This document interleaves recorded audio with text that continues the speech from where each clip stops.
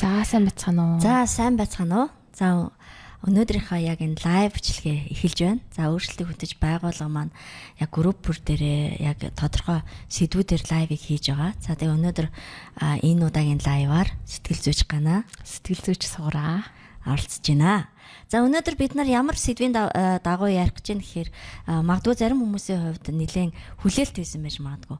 Тэгээ нөгөө бид нар ер нь манай байгууллага маань архины хамаарлал, архины давхар хамааралтай хүмүүстэй илүү их ажилладаг шүү дээ. Тэгэхээр бид нар өнөөдөр болохоор яг энэ аав ээж нь архиудаг гэр бүлд өсөж байгаа хүүхдүүдийн сэтгэл зүйд яг энэ архиталт нь нөлөөлдөг юм уу гэдэг талаар ярих гэж байгаа тий.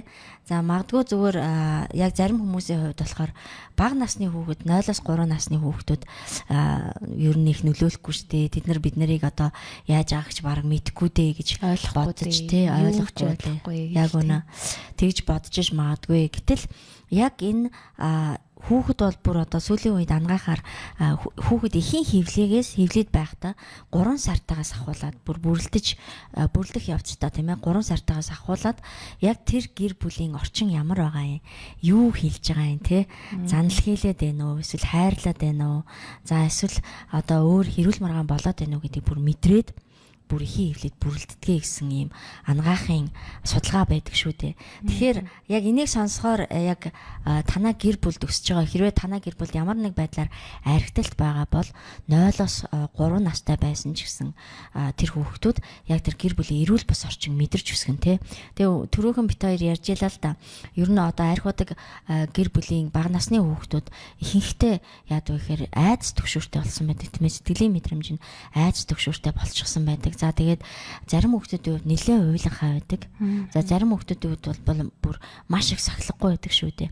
За гэтэл нөгөө хүүхдүүд маань өөрсдөө насанд тохирох ачаануудыг үүрж явдаг штэ тий. Жишээлбэл за 3 настай 2 настай хүүхэд томчуудын өдөөс үгүй гэж хэлж сурдаг тийм ээ. Өөрөө шийдвэр гаргаж эхэлдэг. За ер нь хүмүүстэй харилцаан дээр илүү өөрчлөлтүүд гарч эхэлдэг. Гэтэл 10 настай хүүхэд нэг өөр, 15 настай хүүхдэд нэг өөр байдаг.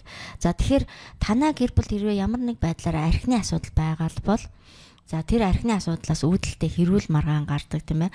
За хэрүүл маргаан гардаггүй байсан ч гэсэн нөгөө зарим гэр бүлүүдийн үед ингэж ярьдаг л та аав ирээд унтчихдээ нэг агшин тавьдгүй. Гэхдээ надад юусэн анхаарал хандуулдаггүй тий.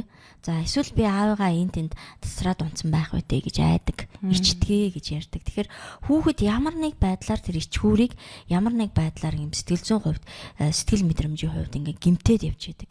Тэгэхээр хүүхэд болгон одоо насандаа тохирсон ачаануудыг үүрдэг штэ. Тэгэхээр тэр ачаануудыг одоо манай суур сүрэн сэтгэл зүйч маань ярих бах тий. За эхний ээлжинд түрүүн 2 насгийн ярьж ирсэн шүү дээ. Тийм сурсан байх ёстой зүйлс үү те. Тийм. За эхлээд 2 наснда болохоор том үний үдээс үгүй гэж хэлж сурдаг. За ойр зургийн одоо гэрийн цэвэрлэгийн туслах. Одоо тэгтээ том зөвлөж одоо тоглоомоо хураа хач юм уу.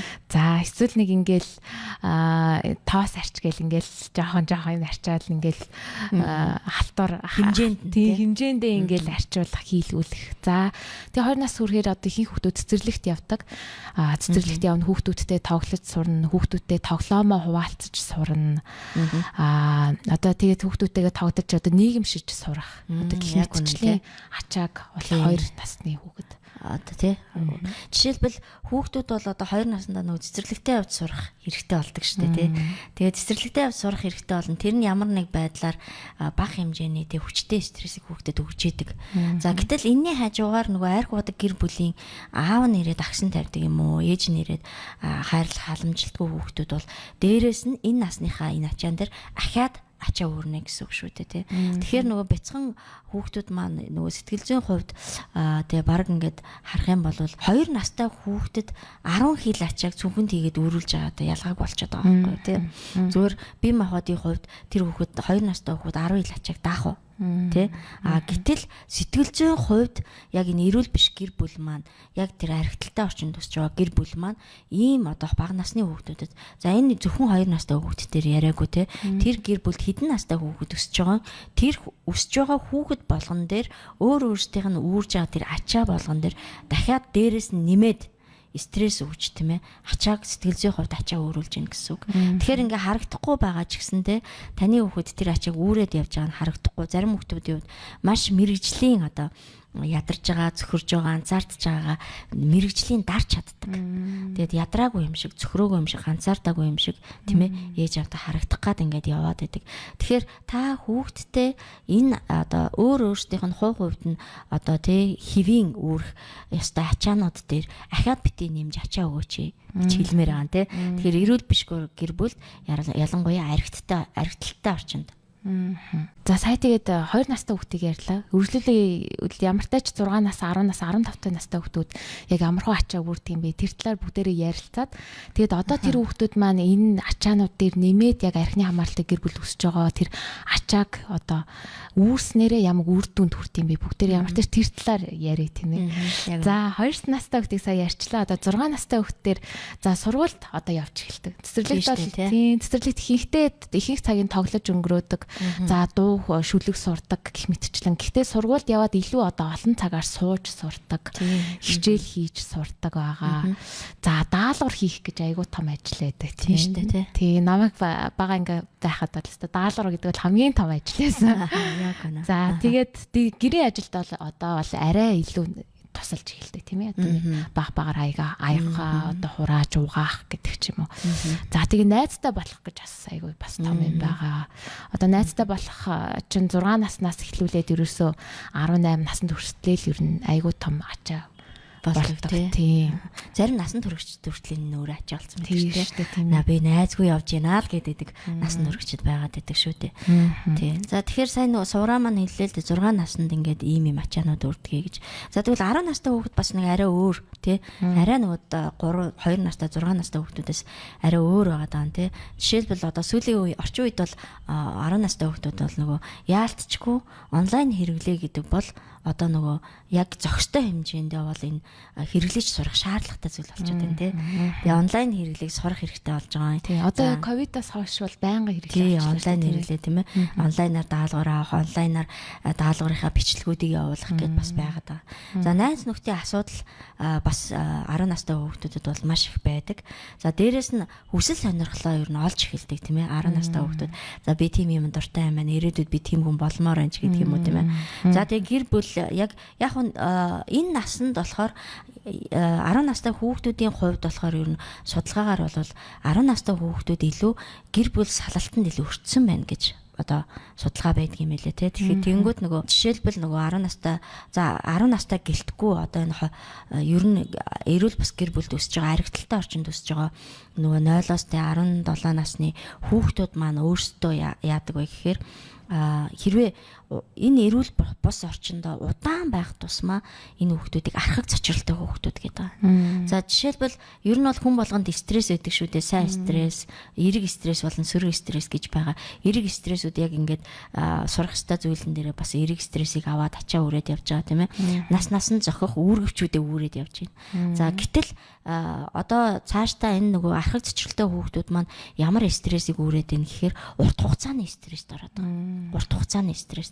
Тэнгүүд энэ урт хугацааны стрессийг стресстээр ингээд шийдэж ажиллахгүй болвол тийм ээ энэ дээр ямар нэгэн байдлаар сэтгэл зүйн тусламж авахгүй бол ирээдүйд нөгөө насанд хүрсэн хүүхдүүд маань мэдээж насанд хүрсэн үед нь энэ сэтгэл зүйн эмгэг байдал нь дагалдаад явдаг. Жишээлбэл одоо өөртөө итгэлгүй байдал тий нийгмийн харилцаанд хүмүүстэй харилцаж чадхаа болчдөг тий хэлий гэсэн үгээ хэлж чадхаа болчдөг өөрөөрөө байж чаддаггүй тий за тэгээд хин нэгэнд үгүй гэж хэлж чаддаггүй ч юм уу ингээ хүүхдүүдэд дараа дараагийн асуудлууд гарч эхэлдэг шүү дээ. За гэтэл хүүхдүүдийн маань яг энэ нөгөө нэг насандаа үрж байгаа үүргэвчний хажуугаар бас эн чинь нөгөө айлын уугуун хүүхдүүд, дунд хүүхдүүд, бага хүүхдүүд гэдгээсээ шалтгаалаад аригталтай орчинд төсөж байгаа хүүхдүүд маань бас арай өөрийн дүр төрхийг хуурамч дүр төрхийг бий болгоод амьдраад байдаг л та тийм ээ. За одоо ямар ч тач бидний мэдгээр бол хамгийн том 4 одоо дүр төрх байгаа шүү дээ тийм. За баатар энэ болохоор хуурамч гэдэг байгаа тийм хуурамч. За эхнийх нь болохоор айлын баатар хүүхэд гэж байгаа. За айлын зожиг хүүхэд, алиалагч хүүхэд, дүрсгүй хүүхэд гэсэн юм 4 дүр төрх байгаад байгаа. За баатар хүүхдээс эхлээд хоёлаа ярих. За баатар хүүхэд маань эхлээд ямартай ч гэр бүлээсээ одоо аав нь архиталтай байдаг бол одоо ээжийн дүрт байдаг. Эсвэл ээж нь архиудаг бол аавын дүрт байдаг. За баатарлаг байдаг, манлайлагч байдаг, хариуцлагатай байдаг.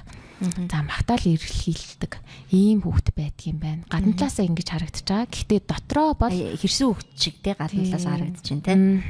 Харин дотроо бол гутрал, гомдол, сэтгэл дундуур байдлыг ингэж үүрдэг юм байна. Яг үнэн те. Энэ баатар хүүхдүүд ер нь айлын ихэнхдээ ууган хүүхдүүд байх магадлал өндөр байгаад байдаг. За нөгөө хүүхдүүдээ биш дүүнараа хүүхдүүдийг нь дүүнараа хамгаалдаг тийм ээ аав ээжээсээ хамгаалдаг. За тэднийг айлахгүй байхын төлөө мэрийдэг. За дээрэс нь аав ээжийн хэрүүлийг зохицуулахыг оролддог. Илрүүлэхийг хичээдэг энэ баатар хүүхдүүд. Тэрийг зохицуулж тэнд нэг аюулгүй орчин бий болохыг хүсээд идэг.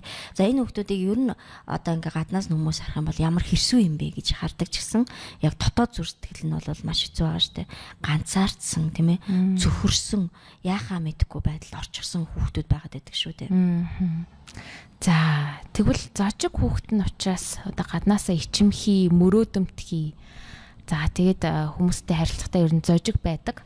За дотор бол ганцаардалтай, гоморхолтой, тэг сэтгэлийн зовнилтой байдаг юм байна. За энэ дээр би нэг жишээ ярихад миний нэг таньдаг хүүхэд одоо айлын зожиг хүүхэд ахгүй яхны амарлаа гэр бүлгэсэн. Тэгсэн чинь энэ нэг мөрөөдөмтгий гэдэг нь айгүй ингээ бас ингээ бусад хүмүүсээс ингээ сонирн байдлаар одоо илэрдэг гэхөө. Ингээд одоо хүн ингээд стресст ороод тайвширхаараа тайвшрыг гэхээр арай нэг өөр юм хийдэг одоо хөгжим сонсох ч гэдэг юм уу, ном унших, одоо гарч алхах ч гэдэг юм. Тэр хүүхдийн хувьд болохоор ганц тайвшрал, ганц одоо цухтах боломжтой юм болохоор ерөөсөө ингээ мөрөөдөл ингээд төсөөл дотор амьдрах. Нийгэм төсөөлөл амьдраад байдаг байх нь тийм өөрийнхөө амьдралыг ингээд өөрөөр ингээд төсөөлдөг. Одоо жишээ нь одоо байгаа амьдралаасаа арай ингээд дээрдүүлж ингээд төсөөлдөг. Одоо арай өөр гэр бүл төсөж байгаа орчим эсвэл арай найз нөхдөд харилцаа нэг ийм байхаар гэж төсөөлж тэр дотроо ингээд амьдраад байдаг. Тэр нь ингээд ерөөсөө энэ хүүхд болохоор ерөөсөө нэлээд багасаа ингээд мөрөөдөд одоо болчих ингээд мөрөөдөл дотроо л амьдрсан хэвэндээ байгаад байдаг. Тэгэхээр нөгөө бодит байдалтайгаа нийцэж чадахгүй байна гэсэн үг шүү дээ тий.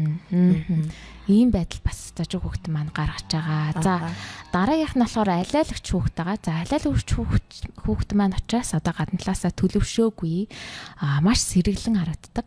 За тэгээд хит хөдөлгөөнтэй. Тэг анхаарлыг өөртөө татагч ийм хүүхэд байдаг юм байна. За харин дотор талтаа бол айцтай, сэтгэлийн зовнууртай. За тэгээд итгэл өөртөө итгэл муу байдаг юм байна. Би энэ алиалагч хүүхдээр бас нэг хүүхэд бодогдож байна л та. Тэгээд тэр хүүхэд болохоор нөгөө аав нь архины асуудалтай. За ээж нь архины давхар хамааралтай. Тэгээ ээж нь нөгөө ерөөсөө л аавын арх болохгүй төлөөл бүх юм боддог. Хүүхдүүдээ ерөөсөө анзаардаггүй. Тэгээ тэр хүүхэд болохоор яадаг вэ гэхээр ерөөсөө маш сахилахгүй. Маш гаднаас нь хүмүүс харахаар энэ хүүхдийг ер нь ингээл зүв заалах юм бол их сэргэлэн хүүхэд гэж ярьдаг. Тэгээ ингээд ерөөсөө ингээл сахилгуудаал ингээл энд тэнд яваал тэгснээл хүмүүсийг инээлэх гэж оролдоол урд нь очиж янз бүр болоод нүүр амаач янз бүр болгоол гэдэг энэ хүүхэд тахгүй юу. Энэ хүүхдтэй яг ингээд ярилцах гараад ярилцсан чинь яасан бэ гэхээр нөгөө хүүхэд маань бол ингээд ер нь нэг бага насны хүүхдүүдийн чинь нөгөө түүх яриулах аргаар яг өөрийг нь мэдэж ойлгодог шүү дээ. Тэгээ ярилцсан чинь нөгөө хүүхэд маань дотроо бүр маш ганцаардсан. Намайг аавч тоодгүй, ээж тоодгүй. Би ээжтэй юмаа ярихаар би гэж хэлэхгүй тэр хүүхэд түүх ярьж байгаа те нөгөө өөр хүүхдийн талаар ярьж байгаа юм шиг. Тэр хүүхэд ээжтэй юмаа ярихаар ээж нь одоо юу тоодгүй. За аавдаа юмаа хэлэхээр аав нь сохтуудаал миний хүү ивидэ гэж ярьдаг болохоос эрүүлдэ надад ерөөсөө тэгж миний хэлсэн зүйлд анхаарал хандуулдаггүй. Тэгээд те намайг ер нь тоодгүй, аав ээж хоёулаач тоодгүй гэд. Тэгээд тэр хүүхэд бас төсөөлөлтөй амьдардаг. Бас тэр хүүхэд аягүй сонин төсөөлж байгаа. Үлгэр яриулангууд дандаа хайр гайраг ирээдүй гэж ярьдаг те. Тэгээд нэг ирээдүйн амьдралаас тэр нь робот шуу байдаг байхгүй юу гэдэг юм уу те. Тэр нь одоо 8 настай хүүхэд байгаа байхгүй юу. Тэгэхээр энэ хүүхдийн хувьд болохоор нөгөө алиалагч зан нэлээд давмгаалцсан. Нөгөө талаас бас яах вэ гэхээр дүрсгүй байдал нэлээд давмгаалцсан. Бас нэг хараад ахаар нөгөө хүүхэд маань болохоор нөгөө төсөөлтөй амьдардаг гэхээр нөгөө нэг шовдор хүүхэд Тэгээ зожиг шовдор хүүхдийн бас нэг шинж тэмдгүүд ажиглагдаад байгаа шүү дээ. Ер нь ингээд хүүхдүүдийн шинж тэмдгүүдийг баг багаар авцсан байгаа. Энэ дөрвөн шинж тэмдгээс дөрвөлнгээс нь л ямар нэг байдлаар байдаг. Гэхдээ аль нэг нь нэлийн давмгаалцсан байдаг шүү дээ, тий. За түрүүн тэгээ дөрсөн хүүхд гэж ярьлаа. Одоо бас хамгийн сүүлийн дөрсөн хүүхдийн маань зан чанар учраас гаднаасаа бол нөхөрсөг бус маш их эсэргүүцэгч тэгээ дүрм журм зөрчигч үүмэн таригч байгаад байгаа. За тэгээд тийм дотроо болохоор гологдсон гомдол гутралд хатаархал уур уцаар дунд ингэж байдаг юм байна. Одоо ингээд энэ дөрүүдийг харахаар гаднаа бол нэг л мундаг сайхан тий. Одоо ер нь ингээд яадгийн жишээлбэл Баатар хөлт бол бүх ажлыг зохицуулаад тийм ээ дөрсгөө хөлт бол өстой сэргэлэн ингээл тий. Одоо зожиг хөлт бол номхон дөлгөөхөн тий. Алиалагч хөлтийг бол өстой нэр айгүй одоо юу хошин шогийн мэдрэмжтэй ч гэдэг юм уу. Гэтэл яг эн чинь нөгөө гадна хүмүүст харуулад байгаа хуурамч дүр төрхөд байгаа. Тэгээ энэ дүр төрхийг хүүхэд хизээ өмсдөг вэ гэхээр нөгөө эрүүл биш орчингоосоо эрүүл бас гэр бүлээсээ амьд гарахын тулд энэ хуурамч дүр төрхүүдийг өмсөд байгаа. Хүүхэд гэр бүлд ямар нэг асуудал үүслэ хизээч томчууд шиг ялангуяа эмэгтэй хүмүүс шиг одоо нэг нэгэндээ очиод тийм ээ ирчүүд бол ярих нь ховор гэхдээ тэр дотроо хүүхдүүд бүр томчууд шиг би энэ зүйлд чи ингэж гомдоод байна. Энэ зүйлд чи ингэж уур хүрээд байна. Ингэж ганцаардаад байна гэж хизээч хэлж чаддаггүй байхгүй хүүхдүүд. Тийм учраас хүүхдүүд нөгөө хэлж чадахгүй байгаа. Тэр мэдрэмжүүдээ болохоор ингээд дотгошоогоо улам илүү их дардаг. За тэгээ энэ архаг цочролтой удаан хугацааны стресс байгаа хүүхдүүд маань болохоор нөгөө мэдрэмжээ дарах тусмаа одоо яг бүр ингээд тэр зүйл хэвийн юм шиг болж эхэлдэг. Гэтэл дарагдсан мэдрэмж хизээч аяндаа явж байгаа шийдэгддэггүй шүү дээ. Энэ ямар нэг байдлаар уур уцаар юм уу эсвэл буруу зуршил юм уу зан үлийн одоо сөрөг байдлаар илэрдэг байгаад байгаа. Тэгэхээр хэрвээ хүүхдүүдэд та яг эрүүл орчин, найдвартай орчинд өсгий гэвэл өнөөдрөөс эхлээд яг энэ архитэлтэй орчин бол гэр бүлээсээ бүр халах хэрэгтэй байгаа юм тий. Архитэлтийг бол та гэр бүлдээ битгий зөвшөөр. Та ирээд агсан тавьдаггүй байна уу? Тэгэхэд хүүхдүүд хаягдсан орхигдсон мэдрэмжийг авч идэг. Нөгөө талаас надаас болж одоо энэ арх ууж байгаа хүний аав юм уу ээж ууж гинэ гэж боддог. Тэгээ хүүхдүүд болохоор ингээд наснда түрүүн бид хоёрын хэлсэнчлэн наснаас нь баймгүй хүнд ачаануудыг хөлөөс хөртлөө нуруугаа чилтлээ одоо үүрдэг гэсэн үг те сэтгэл зүйн хувьд ингээ үүрээ явж яадаг. Ингээд үүрээд явхаараа хүүхдүүд ирээдүйд одоо маш өөртөө итгэлгүй ганцаардсан байдалтай өсдөг. Тэгээ дээрэс нь эргээд насанд хүрэхээрээ аав ээжээ буруутгадаг. Та намайг юм болгооч тээ гэд тээ. Тийм байдалд оролдог шүү дээ. Тэгэхээр мэдээч хэрэг нөгөө бид нар өмнөх лайвууд дээр бас манай пэйжийн подкастууд дээр байгаа 10 хүүхэд ер нь архитэлтэй орчинд өссөн 10 хүүхэд тутмын 8 нь өөртөө архичин болдог эсвэл архи уудаг хүнтэй судгаа гэсэн судалгаа байдаг гэж ярьдаг шүү дээ. Тэгэхээр хэрвээ та хүүхдийнхаа яг ирээдүйн амьдралд маш сайн хөрөнгө оруулъя гэвэл одооноос эхлээд та гэр бүлээ эрүүл харилцаатай болгохын төлөө ажиллаж эхэл тийм ээ. Энэ нь ганцхан одоо юу гэдэг мэдээч хэрэг одоо гэр бүлээ хамгаалах хэрэгцээ бол байгаа. Гэхдээ дээрэс нь сэтгэл зүйн хувьд эрүүл орчинд байлгана гэдэг нь энэ нь маш том хөрөнгө оруулалт байгаа тийм. Тэгэхээр одоо манай суурсрын сэтгэл зүйч маань нэг эрүүл бас гэр бүлд өссөн эмэгтэй насан туршид яаж юмнууд нь нөлөөлсөн бэ тий? Сөргөөр нөлөөлсөн юм бэ гэдэг одоо нэг жишээг ярих гэж байна. За энэ эмэгтэй маань за ямар тач бага наснаасаа бол архины хамааралтай гэр бүлд өссөн. Одоо гэр бүлийнх нь ээж нь архи уудаг байсан ийм эмэгтэй байгаад байгаа. За энэ эмэгтэй болохоор сургуульд ордог жил нөө сургуулийн 1 2 дугаар ангид байхаас нь эхлээд ээж нь бол архи ууж ихсэн байгаад байгаа. За тэгэд архи ууж эхлээд 7 дугаар 7 8 дугаар анги хүртэл архи уусан байгаа. Тэгэд эрүүл мэндийн шалтгаанаас ээж нь ямар тач архийг ингээд орхисон. Ямар тач нэлээд томоохон хэмжээний хагалгаанд ороод тэгээд дахиж архины одоо алкогол хэрэглэх юм бол ингээд эрүүл мэндийн бүр ноцтой асуудал өртөг учраас архийг ингээд болсон байгаа. За тэгээд тэр одоо энэ эмэгтэй маань болохоор тэр үед бол жоохон хүүхэд байсан. Тэгээд хүүхэд насаа бол 7 8 жил бол архины хамааралтай гэр бүл төссөн ийм эмэгтэй байгаа. Одоо бол насанд хүрчихсэн хүн байгаа. За тэгээд энэ эмэгтэйгээ ярьж исэн зүйлс нь гэвэл ингэж ярьж байсан. Ер нь ингээд архины хамааралтай гэр бүлд өсөөд одоо ингээд бүр дуусчихсан байгаа штэ. Өнгөрөөд ингээд нэлээд хэдэн жил өнгөрчихсөн. Одоо 7 8 жил өнгөрч байна уу? Ямартай ч нэлээд олон жил өнгөрчихсөн байгаа. Тэгсэн чинь энэ нэмэгтэй болохоор ямартай ч ингээд юмыг ингэж хамгийн сайнаараа хийхийг хичээдэг. Айгүй хичээдэг гинэ. Гэхдээ хизээч өөрийгөө сайн байна гэж үнэлж бодож байгаагүй гэж тэгжээс. Сайн хийсэн ч тэр тий. Сайн хийсэн ч өөрөө өөртөө л би хизээч сайн хийсэнгүй гэж бодож байгаагүй. Би дандаа л муу байна. Би өөр хүн байсан бол надаас илүү хийж чадах байсан гэж боддог байсан. За тэгээд ингээ юу ч ингээ гарт барихдахгүй ингээ мэдрэмж төрчдөг. Тэгээд ингээ юм ингээ гарт барихдахгүй болохоор ингээл ирээдүй ингээл байхгүй. Ирээдүй харахгүй харагдаал. Ингээл юу ч одоо хөгжил биш санагдаал ингээл би юу ч чадахгүй байна би одоо муу гэл эндээ одоо итгээл ингээл байнгын өөрийгөө мууллаад тэгэл ингээл бүх юм нь ирээдүү бүх юм нь гарт баригдахгүй болоод тэгэл ирэхээр ингээл бүх юм ингээ баригтаад ирэхээр ингээ төлөвлөгөөгүй болж эхэлдэг. Тэгээ төлөвлөгөөгүй болж эндээ ингээ шаналж явсараа за би юусаа бараг өхмээр байна гэж боддог байсан гэд тэгж байгаа. Тэгээд стресстэй ингээд даван туулах чадвар одоо маш муу гэж ярьж байсан. Тэгээд стресс даван туулахдаа одоо хүмүүс бол бас янз бүрээр стрессийг одоо тайлдаг штэ. Одоо түрүүн хэлсэнчлэн ном унших, хөгжим сонсохгүй, тасгал хийх гэх мэтчлэн. За одоо архины хамаарлаа гэр бүл өссөн бол одоо ямар нэгэн донтолттой болох одоо архины хэрэглээнд орох гэдэг ч юм уу тиймэрхүү зүйлсд ордог байгаа. За энэ нэмэгтэй болохоор энэ нэмэгтэй нэг тухайн нэг амьдралын нэг үеийн тохиолдолд өнгөрсөн гинэ. Тэр нэмэгтэй болохоор өөрийгөө ингэж өлсгсөн 7 хоног өлсгсөн гэж байгаа. 7 хоног одоо ингэж юм идэхгүй ингэж усаа бас ингэж юу н хасаад усаа л гэхдээ уух нь бол ууж исэн. Гэхдээ ер нь л хасаад тэгээ хоол идэхгүйгээр ингэж өөрийгөө өлсгөж исэн. Тэгээд өлсгөж тэгжээж ингэж тэр байгаа стрессээ ингэж даван туулж исэн. Одоо даван туулж исэн гэхэд ч юу н хэцүүлтэй тэр үеийг бол тухайн үе тэгж өнгөрөөж исэн гэж ярьж исэн.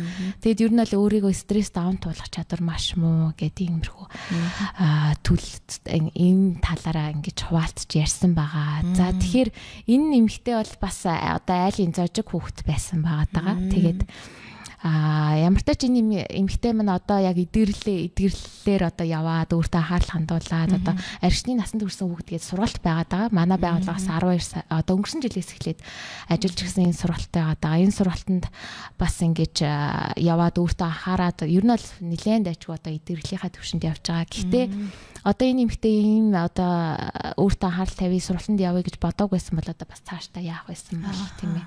Одоо хүүхэд насанд нь уг нь энэ зүйл одоо архитэлт ингээд зогсоод тэр үед гэр бүлийнх нь анхаарал хандуулад явсан бол бас энэ хүүхэд бас өөр байхсан баг тийм ээ. Тийм учраас одоо эцэст нь хэлэхэд одоо таны гэр бүлтэй ингээд архины хамаарал байгаад байгаа. Таны гэр бүл ингэж хүүхэд байгаад байгаа бол хүүхэдтэй анхаарлаа хандуулаарай тийм ээ. Яг үнэ. Тэгээ би сая нөгөө сураг ярьжсэн чинь нэг юм санаанд орлоо л доо. Олон хүмүүс яг архитай холбоотой зүйл ярихаар манай гэр бүл ийм бишээ гэдэг нөгөө өөрөөсөө доор гэр бүлтэй харьцуулах юм уу те өөр хүмүүстэй харьцуулаад гэдэг. Би тэрийг бодвол би харин ч гайгүй ууж юм уу те. Энийг бодвол харин ч манай гэр бүл хэрүүл багтаа байна гэл нөгөө муухай буруу зуршлаа үргэлжлүүлэх гэдэг шүү те. Тэгэхээр би та нэг л зүйлийг хэлье. Та ирээдүйд хүүхдээ үнэхээр амжилттай яваасай. Тийм ээ. Хүүхдээ өөртөө итгэлтэй өсөөсэй. Ирээдүйд ямар альва нэг нийгмийн харилцаанд орохдоо өөртөө итгэлтэй байгаасай. За тэгээд ямар нэг байдлаар буруу зуршилд өвөө гэж хэлж чаддаг байгаасай. Тэгээ өөр ямар нэгэн донтолтод бити автаасай л гэж хүсэж байгаа бол яг одооноос та архиталтаа зогсоохын төлөө өөр дээрээ ажиллаж эхлэеч. За дээрэс нь арх ууж байгаа тэр хүнтэй хамт амьдардаг гэр бүлийн гишүүд ч гэсэндээ өөрсдийнхөө сэтгэл зүйн эрүүл бус байдал дээрээ мэрэгжлийн сэтгэл зүйчээс зөвлөгөө аваад тийм ээ сэтгэл зүйн эрүүл байдал дээрээ ажиллаж эхлэеч. За сүүлийн үед сэтгэл зүйг бол биеийн нэг эрхтэн гэж одоо эрдэмтэд үзээд байгаа шүү дээ.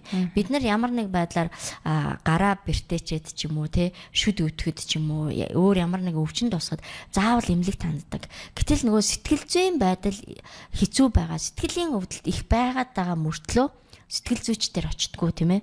Тэгэхээр би тань дахин хэлмээр байна. Та яг таны сэтгэл маш их өвдөлттэй байгаад тийм ээ. Тэр өвдөлтөд байгаа таны бие махбод ч гэсэн өвддөг болсон бол мэрэгжлийн сэтгэл зүйчид хандаасаа гэж хүсэж байна. За тэгээд дээрэс нь одоо та хэрвээ яг ингээд өөрийнхөө гэр бүлд байгаа өсөж байгаа тэр хүүхдүүдээ тийм ээ үнэхээр эрүүл орчин төсөөсэй гэж бодож ивэл эцэг эхчүүдээ та нар маань өөртөөсөө эхлээч гэж уриалмаар байна.